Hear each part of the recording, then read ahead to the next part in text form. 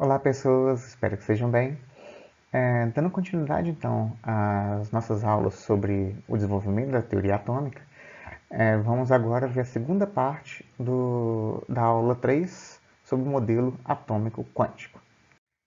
Nós começamos a ver nessa primeira parte esse desenvolvimento da mecânica quântica, que vai levar esse modelo quântico para o átomo, e nós vimos que, assim como as ondas eletromagnéticas têm propriedades de partícula, as partículas também têm propriedades ondulatórias. Né?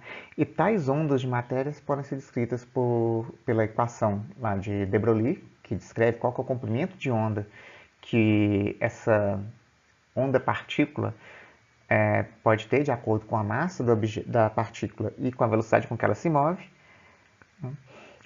E vimos como que essa propriedade ondulatória também se reflete na impossibilidade de se saber com precisão absoluta posição e momento de uma partícula. Nós vamos continuar então agora na segunda parte, entrando agora no desenvolvimento da equação de onda de Schrödinger e que posteriormente vamos ver como que isso leva, a partir da interpretação de Born para essa função de onda, aos orbitais e, finalmente, ao modelo quântico para os átomos hidrogenoides. Bom, então, como vimos, os elétrons, que sempre foram tratados como partículas, possuem propriedades ondulatórias. Né?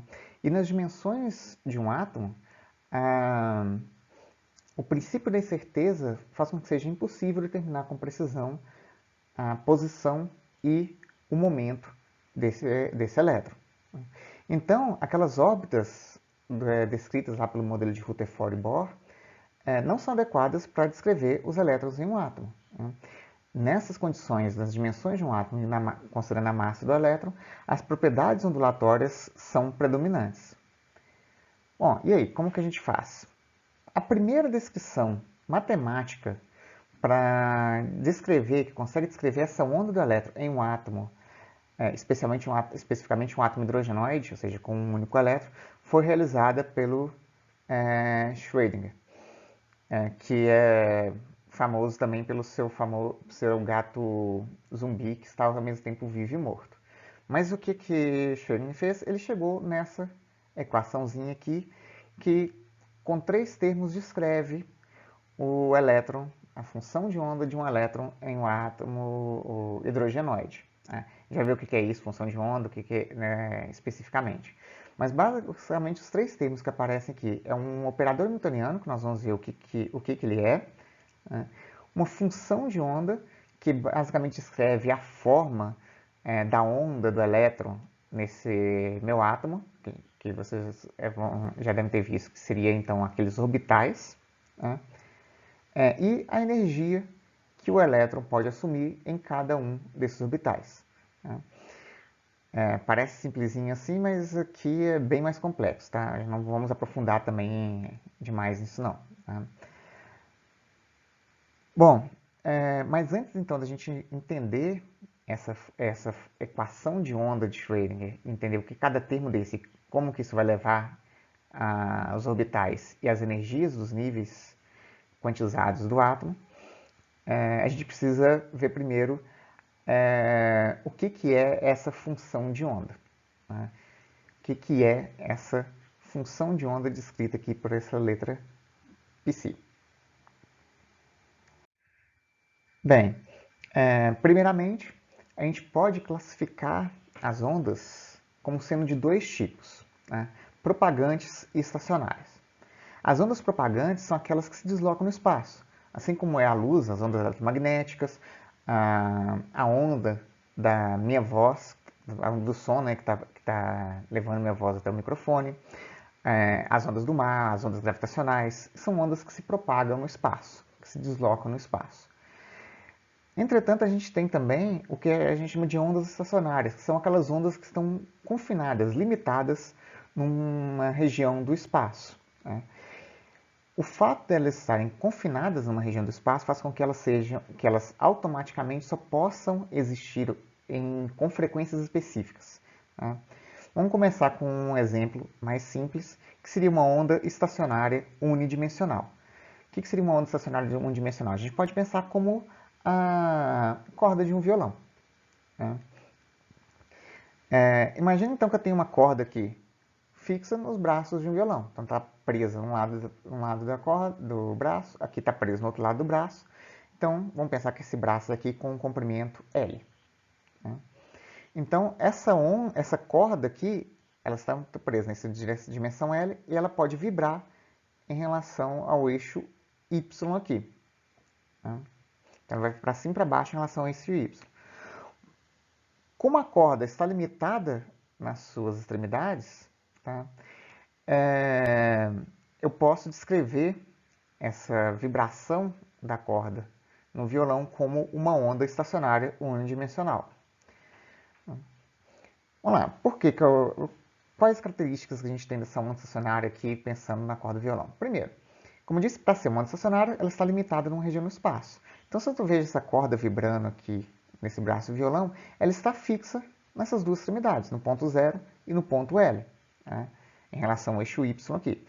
Então, ela está presa nas extremidades. E onde ela está presa, imaginando aqui que ela está vibrando no eixo Y, que é minha origem, o meu plano de coordenadas x, y aqui, nesses pontos na extremidade aqui, o valor de y nesses pontos aqui, em todo o tempo, tem que ser obrigatoriamente igual a zero. Minha corda está presa aqui, ela não pode sair desse ponto aqui. Então, nessas extremidades aqui, o valor do deslocamento da corda em relação ao eixo y é zero. Né? Se fosse diferente, o que eu teria? Seria imaginar que a corda aqui em algum momento estivesse vibrando com uma coisa assim. Ela não pode vibrar com esse tamanho aqui de onda, porque ela está presa aqui, isso aqui não pode ficar fora. Se acontecer isso, quer dizer que a corda arrebentou. Então isso é impossível. Então, para uma onda estacionária, unidimensional, representada aqui na corda, que representa essa corda do violão aqui, essa é uma vibração impossível de acontecer. Ela só pode vibrar ou dessa forma, ou dessa forma, ou dessa forma. Ela só apenas em formas que tenham pontos na extremidade, tem um valor de zero. Né? Essa primeira onda possível, que é a onda com maior comprimento de onda possível, que pode encaixar nessa onda aqui, vai ter qual comprimento de onda? Essa primeira onda aqui. A primeira onda possível, a gente pode chamar ela de modo fundamental. Né? Qual que é o comprimento de onda dessa onda primeira aqui, nesse primeiro modo vibracional aqui, que seria o meu modo fundamental. Né? Lembrando lá, o que é um comprimento de onda? Não é a distância entre dois mínimos ou dois máximos de uma onda. Nesse pedaço aqui, eu tenho só meia onda. Concorda? Não tem uma onda aqui, tem meia onda aqui. Então, se eu tenho meia onda, qual que seria o meu comprimento dessa onda aqui? Seria duas vezes isso. Né? Então, o meu comprimento dessa onda nesse meu modo fundamental aqui, né, seria esse aqui, 2L, sobre 1. Né? Duas vezes o comprimento do braço, dividir por 1. Tá? Porque é o primeiro modo que eu tenho aqui, o primeiro modo vibracional. Eu posso ter um segundo modo vibracional, segunda vibração possível, modo que é possível para essa corda vibrar aqui, é essa daqui. Essa daqui tem um comprimento de onda inteiro dessa vibração, claro que é diferente dessa. Tá? Para essa frequência, essa vibração aqui tem um comprimento de onda inteiro. Então, qual que é o valor desse comprimento de onda? Nesse caso aqui, é 2L dividido por 2, né? Que aqui eu tenho um comprimento inteiro. Então, duas vezes o comprimento dividido pelo comprimento da corda do violão. Dividir pela modo vibracional aqui. Então, 2L sobre 2. E assim por diante. Né? Eu posso ter 2L sobre 3 no meu terceiro modo vibracional, o segundo harmônico, 2L sobre 4 no meu quarto modo vibracional ou terceiro harmônico, e assim por diante. Em cada caso desses aqui, eu tenho uma onda possível. Fora essas ondas aqui, continuando aqui para outros modos vibracionais, sempre seguindo essa regrinha aqui. Fora essas, essa corda do violão não pode vibrar. Não existe essa onda estacionária fora esses comprimentos de ondas específicos para essa corda do violão.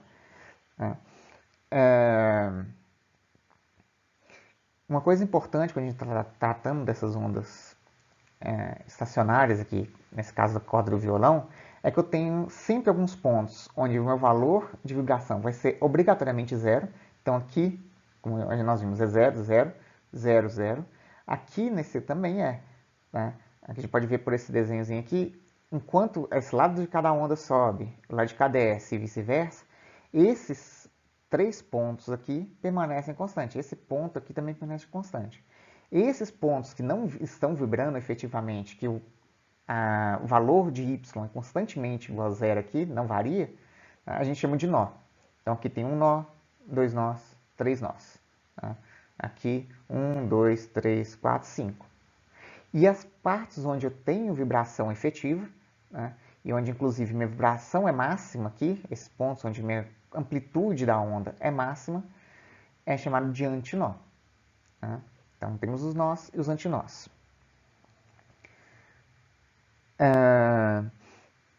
Então, como vimos, esse comprimento de onda, para qualquer onda possível aqui, segue uma regrinha. Ele pode ter o comprimento de onda de 2L sobre 1, 2L sobre 2, 2L sobre 3, 2L sobre 4. Vejam que no final, eu tenho todas as minhas ondas possíveis aqui, segue uma regrinha que é 2L, os comprimentos possíveis, para qualquer onda do violão aqui, nessa onda estacionária unidimensional, vai ter comprimento de onda de 2L sobre N, onde N aqui é o meu modo vibracional. Então, já até adiantando um pouquinho para o que a gente vai ver na frente, é com essa onda estacionária unidimensional da corda do violão vibrando, né, é uma onda, pode ser descrita como uma equação que é quantizada. Ela só pode existir em determinadas quantidades de vibração, que é dada por esse N aqui, por esse meu modo vibracional.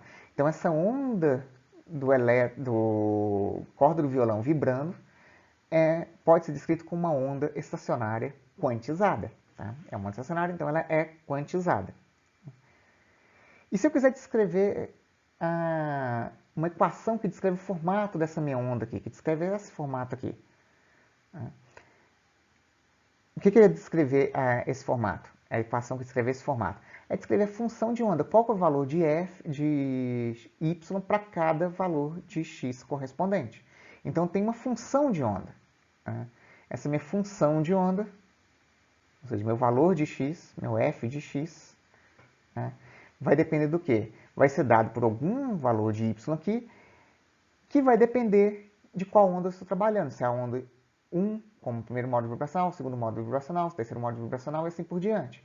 Então, minha função de onda vai depender desse modo vibracional, ou seja, minha função de onda é quantizada. Então, pensando para esse primeiro caso aqui, para esse caso da onda estacionária unidimensional, se eu quero escrever a função de onda que descreve essa onda estacionária, é essa daqui. Para o valor de x, tá? Meu valor de y, a função de x, vai depender do comprimento do meu violão, tá? Elevado a alguma coisa aqui, seno de n π x sobre L aqui. Então, o tamanho vai depender da corda do violão e de qual modo vibracional que ela tem. Tá? Em cada caso aqui é uma função de onda diferente. Eu tenho um número diferente para descrever minha onda. Tá? A função de onda é a mesma, que é essa aqui, mas eu tenho essa minha onda vai descrever uma vibração diferente dependendo do meu modo. Então, esse meu modo aqui, meu modo vibracional, esse meu número quântico, quantiza essas ondas possíveis, pode assumir, nesse caso, apenas valores inteiros. 1, 2, 3, 4 e 5 por diante. Tranquilo? Bom, isso é uma onda estacionária unidimensional. Mas o mesmo seria válido para uma onda estacionária bidimensional, como o tambor de um violão, o tampo de um tambor, né, o couro de um tambor, vibrando. Tá? Se eu bato no tambor, ele vai vibrar e existem formas diferentes que ele pode vibrar. Também será uma onda estacionária, porque nas bordas do meu tambor aqui, tá, obrigatoriamente eu vou ter valor de 0 de vibração. Nessa minha onda do tambor vibrando, também está limitado às dimensões do meu tambor. Tá? Então, também eu descrevo essa vibração do couro de um violão, de um tambor, com uma onda estacionária, só que agora bidimensional. Eu tenho duas dimensões, x e y, e ela está vibrando em relação à terceira dimensão aqui, o z. Tá? Então, aqui só para mostrar alguns exemplos, eu tenho pensando ondas onde está vibrando sempre o máximo ou o mínimo no meio, tá? O meio dele está vibrando, nunca é nó no meio. Então tem ela todo para cima, todo para baixo, ou então ela quando vai para o que vai para cima, as laterais que vão para baixo, ou para cima, para baixo, para cima, para baixo. Eu tenho nós no meio aqui, mas não tem um nó na, no meu centro aqui, tá? Então essas aqui são ondas que a gente chama de ondas radiais. Ela é como se ela estivesse propagando do centro para a borda. Né? Então essa depende do raio desse tambor. Então ondas radiais. Ou eu posso ter casos onde metade do tambor está subindo, metade está descendo e eu tenho um nó. Uma linha aqui, um plano nodal, que todo esse plano aqui não está vibrando enquanto a onda está indo para cima e para baixo. Então a onda está vibrando, mas esse ponto aqui é um plano nodal. Tá? É um nó. Não é sempre zero aqui. E posso ter, assim como eu tenho várias ondas radiais aqui, né? Eu tenho aqui várias que a gente chama de vibrações angulares. Né? Onde depende do ângulo que está fazendo com esse centro aqui. E na verdade o que eu tenho também é a combinação dessas duas. Né? Tem uma combinação dessas duas. E se isso aqui é uma onda estacionária bidimensional, ela também pode ser descrita por uma função de onda. Só que agora, como ela é tridimensional, eu vou falar como que esse meu valor de z está variando dependendo do x e do y. Então é uma onda estacionária bidimensional. Minha função de onda, para descrever essa minha onda, depende de x e de y. E uma consequência de ser uma onda estacionária bidimensional, eu preciso de dois números quânticos agora para descrever essa onda. Um que vai ser relacionado a minhas vibrações radiais, então vou ter aqui meu N, vai descrever minha onda radial, né? E outro que vai descrever minha onda angular. Então vou ter dois valores de números quânticos para descrever essa função de onda, essa onda estacionária bidimensional. Então já dá para entender para onde que nós vamos chegar, né? Eu posso interpretar o elétron preso em um átomo, já que ele tem essas propriedades ondulatórias, está preso em um átomo, eu posso interpretá-lo como uma onda estacionária tridimensional. Né? Se ele é uma onda estacionária tridimensional, ele vai ter uma função de onda, uma função matemática, que vai descrever a forma dessa minha onda, as formas possíveis para essa minha onda, e essa função de onda vai estar vibrando em 3 dimensões, então eu vou precisar também de, no mínimo, 3 números quânticos para descrever os possíveis modos vibracionais dessa minha onda tridimensional. Então vamos pensar, a gente não consegue imaginar essa onda tridimensional vibrando numa 4ª dimensão, né, que seria o caso aqui. Né? É impossível para a gente, nosso cérebro não é capaz de fazer isso, não foi desenvolvido para pensar nessa forma, mas a gente pode pensar nisso matematicamente ou podemos simplificar imaginando aqui um corte bidimensional, cortando o meu átomo, um corte transversal no meu átomo. É como se essa onda tridimensional fosse aqui, tem essa vibração possível. Essa vibração aqui, nessa minha onda tridimensional cortada aqui, essa projeção da minha vibração tridimensional, é impossível, porque aqui eu estou encontrando fora de ressonância. Se essa onda aqui continuasse, ela iria se anular. Tá? Eu teria uma interferência destrutiva se essa onda aqui continuasse, tá? E eu teria uma vibração nula, não teria vibração. Então, essa aqui é uma onda possível, ressonante, então ela tem números inteiros de máximos e mínimos aqui. Né? Essa aqui é uma não ressonante, que é impossível. Né? Então, para um átomo, com aqueles várias órbitas que a gente estava vendo lá de Rutherford, agora a gente não pode falar mais de órbita, porque a gente já viu que órbita não é verdade, né? Porque a propriedade ondulatória é predominante, mas eu posso pensá-la como ondas possíveis para o meu elétron. Meu elétron, no meu átomo lá, por exemplo, de hidrogênio, por exemplo, ele poderia estar vibrando com essa onda aqui, tá? Com a onda descrita por uma função de onda específica, depende de 3 números quânticos, tá? E está vibrando com essa frequência, com esse determinado comprimento de onda aqui. Tá? Isso é uma onda possível. Depois, eu não posso ter uma onda aqui no meio. No meio aqui é não ressonante. A próxima que eu posso ter, é possível de existir, na verdade não é no meio, é essa aqui. Tá? Essa aqui é possível. É uma segunda vibração. Essa daqui que está no meio aqui, ela é impossível, ela é não ressonante. Está vendo que ela aqui, ela se anula. Tá?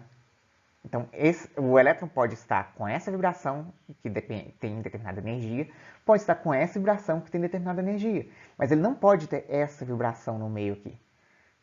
Isso, automaticamente, né, explica por que o elétron só pode assumir determinados valores de energia. Por que eu tenho aquele meu espectro de linhas? Né?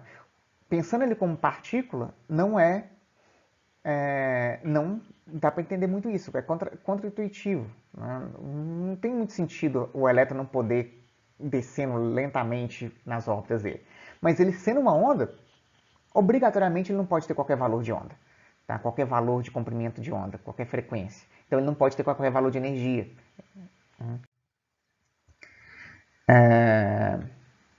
Só que isso não é tão importante não, mas só para... Eu vou escrever de forma diferente nos outros. Talvez vocês tenham visto isso no médio, mas talvez não. Para descrever a posição de um ponto qualquer no espaço, tá, tridimensional, a gente usa aquelas coordenadas x, y, z, né? Plano cartesiano, x, y, z. A gente pode escrever essa ponta aqui como tem um valor determinado valor de x, determinado valor de y, determinado valor de z. Eu consigo chegar nesse ponto aqui. Essas aqui são as coordenadas planares. Em muitos casos, e vai ser o caso para o elétron, quando eu estou trabalhando com uma esfera mesmo, então é o caso do elétron ao redor de um átomo, é mais conveniente escrever essas coordenadas em termos de r, θ e φ. Tá? Em termos da distância, que esse ponto está do centro do meu átomo, então meu r, meu raio, e do ângulo que essa reta que representa esse raio aqui faz com os meus eixos x e y. Tá? Então é mais fácil, é melhor, tá? Para fazer as contas, tá? É melhor descrever minha função de onda do elétron no átomo, em vez do meu psi, depende de descrever em termos de x, y, z, é descrever esse psi em termos de r, θ e φ. Distância do centro, ângulo que faz com um dos eixos, ângulo que faz com outro dos eixos. Tá? São as coordenadas polares.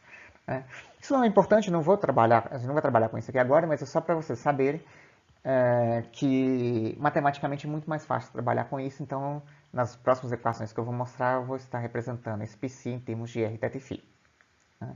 Então aquela minha equação de Schrödinger, a equação de onda de Schrödinger, que descreve o elétron em um átomo, ela se transforma nesse aqui. É aquela operador hamiltoniano, e esse meu psi é a minha função de onda desse meu elétron nas três coordenadas r, θ e φ. Vai ser igual a energia vezes minha função de onda, nessa mesma função de onda, né, em termos de r, θ e φ. Né? Por que eu não posso cortar psi com psi dos dois lados aqui? Porque isso aqui não é uma coisa simples, não. Tá? Isso aqui não é uma multiplicação simples. É um operador hamiltoniano. São equações diferenciais, é uma coisa bem mais complexa. Esse operador hamiltoniano é uma coisa inteira. Isso tudo aqui, que também são derivadas parciais, provavelmente vocês nem viram isso ainda no cálculo, vocês devem ver mais para frente. Tá? Não importa muito aqui isso agora, tá? É só para mostrar para vocês por curiosidade. Tá? E esse operador hamiltoniano tem dois componentes, que são aqueles que são as ondas radiais e as ondas angulares.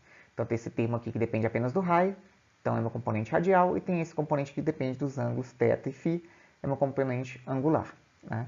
Então isso aqui é minha operadora hamiltoniana, e esse Mi aqui, cadê o Mi? Esse Mi aqui, na verdade, depende de outras coisas, depende da massa do elétron, da massa do núcleo. Esse U aqui também é uma outra função que da interação eletrostática, elétron-núcleo. Né? Isso aqui é uma coisa complicada, não é uma coisa simples, quântica não é simples. Né? A gente precisa de um semestre inteiro para resolver essa equação de Schrödinger aqui para o átomo de um único elétron. Né? E depois uma outra disciplina de um outro período inteiro para resolver isso para mais de um elétron. Exceto quem vai trabalhar com isso mesmo, vai trabalhar químico, por exemplo, né? Químicos verão isso durante o curso, mas outras disciplinas, outros cursos, poucos vão aprofundar nisso. Mas o básico a gente consegue trabalhar aqui na Química Geral, mas não vamos ver detalhes disso. Né? Bom, mas então o que significa resolver essa equação de Schrödinger? Tá? Resolver essa equação de onda para o elétron em um átomo. Pensando aqui, a gente vai trabalhar aqui agora, pensando num átomo de um único elétron para simplificar, tá? Depois a gente vai ver mais para frente como que é isso para mais de um elétron. Então, para um átomo de hidrogênio, por exemplo. Tá? Resolver a equação de Schrödinger significa duas coisas. Ou determinar qual que é essa energia, né? Ou determinar qual que é esse psi. Ou seja, determinar qual que é a forma da minha onda, determinar a minha função de onda, que é essa forma da minha onda. Que nós vamos ver que significa encontrar os orbitais, que representam essa minha onda do elétron em um átomo. Né? E encontrar o valor de E é encontrar a energia do nível energia daquele nível eletrônico que o meu elétron está. Tá? Energia de ligação do elétron em um átomo. Aquela que nós vimos lá para o átomo de Bohr. Né? Aquela mesma energia de ligação é aqui. É encontrar o valor de energia, que lá no átomo de Bohr seria o valor de energia das órbitas possíveis, aqui é encontrar os valores de energia das vibrações possíveis, dos orbitais possíveis para esse elétron no meu átomo. Né? Para um átomo hidrogenoide, tá? Um átomo com um único elétron, é possível resolver essa equação de Schrödinger com precisão. E a resolução dela, para termos de energia, é isso aqui. Aliás, essa coisa que eu esqueci de falar. Na verdade, para mais de um elétron é impossível encontrar o valor exato da função de onda. A gente faz aproximações, mas a gente vai ver isso mais para frente, na próxima aula. Né? Mas para um átomo hidrogenoide, resolvendo a equação de Schrödinger, a gente encontra que a energia para um nível qualquer no meu átomo é dada por essa equaçãozinha aqui. Né? Menos Z2, ao quadrado, RH sobre N ao quadrado. O que é isso aqui? Número atômico, tá? Ou carga nuclear, mais precisamente. Tá?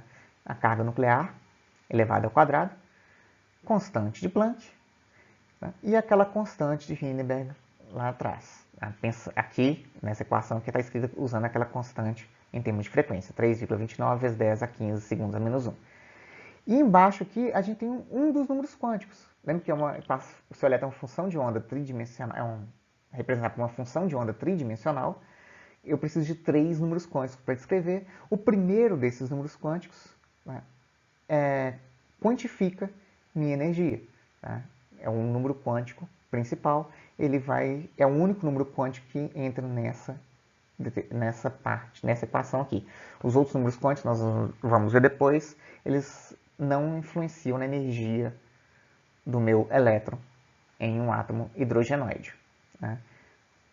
É que a mesma equação lá bem parecida com aquela equação lá do Bohr, só que aqui agora está com o Z ao quadrado aqui, que vai para qualquer átomo, se levando em conta qualquer carga nuclear desse meu átomo. Então, se eu resolver aquela equação de Schrödinger lá para o átomo de hidrogênio, eu tenho exatamente aqueles mesmos níveis de energia que o Bohr chegou. Né? Só que agora entendendo de onde vêm esses níveis de energia. Né? Então, tem aqui, para um átomo de hidrogênio, o meu elétron pode ter esse nível de energia. Tá? Essa energia aqui, que corresponde para o átomo de hidrogênio a menos 2,18 vezes 10 a menos 18 joules. Lembrando que é negativo aqui menos, que nós vimos lá na outra aula, porque o elétron, se ligar ao átomo, está sendo traído, então ele libera energia. Então, esses níveis de energia são descritos em termos negativos. Né? Então, ele pode vibrar com essa energia aqui, meu orbital, minha onda, meu elétron pode ter essa energia, se meu N for 1, pode ter essa energia se meu N for 2, essa energia se meu N for 3, e assim por diante, até N infinito. Né? Se eu fornecer energia suficiente, eu vou conseguir arrancar elétron desse átomo. E qualquer transição entre dois níveis aqui dão aquelas linhas lá do espectro de linhas do átomo de hidrogênio. Né? Vamos só fazer um exercíciozinho rapidinho aqui, só para a gente fixar. Vamos calcular qual que é a energia do nível N igual a 6 para o elétron em um átomo de hidrogênio. A gente viu lá naquela figura anterior, estava até N igual a 5, então agora N igual a 6. Aplicação direta de fórmula. Tenho energia, tenho a equação que descreve energia para o elétron, coloco aqui 1 ao quadrado, número atômico do hidrogênio 1, constante de Planck, constante de Heisenberg, aqui estão todas as unidades fundamentais, então eu consigo cortar segundo com segundo, eu tenho aqui que a energia para esse nível 6 é menos 6,05 vezes menos 6,056 vezes 10 a menos 20 Joule. Veja que é uma energia bem pequenininha, tá? É um único elétron, a energia de um orbital é pequenininha.